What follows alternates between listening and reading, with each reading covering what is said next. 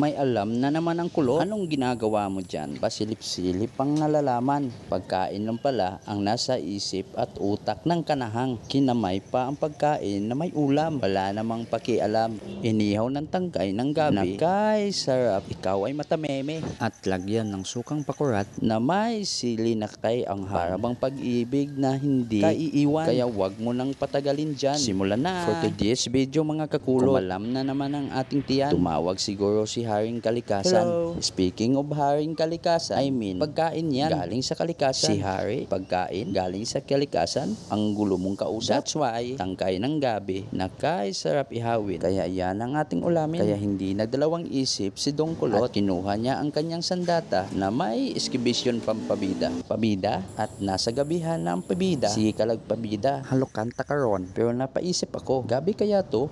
Siguraduhin mo ha, baka madisgrasya ka dong. Kakati at kakati ang bibig mo na para bang love life ko. Kakati isayo. Kaya nakakuha tayo ng 5 tangkay at may apoy na. Ihawin na natin. Bakit may apoy na? Ready na pala ang pabida. Speaking of apoy mga kakulot, bago tayo pumunta sa gabihan ay dumuan muna tayo sa kakahuyan para maghanap ng panggatong. At ngayon nakaipon, sindihan na ang karton, palakasin ng apoy para lang itong puso ko umaapoy sayo.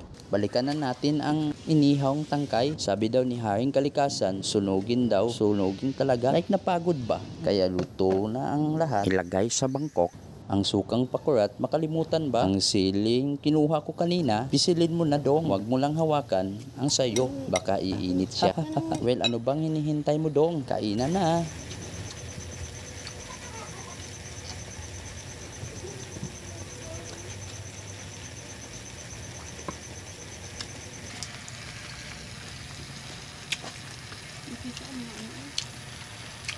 Karton.